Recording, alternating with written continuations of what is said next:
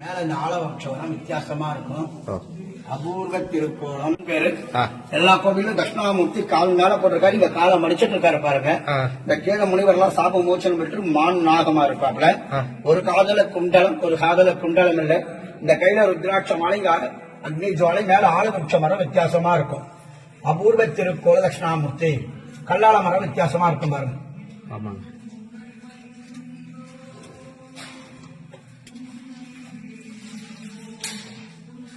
இது இங்க சிறப்பா இருக்கும். இது எத்தனை ஸ்தலம்? இது குரு பரிகார ஸ்தலத்துல மூன்றாவது இடம். தீண்டா திருமேனில சிவபெருமான்ல 12வது ஸ்தலம்.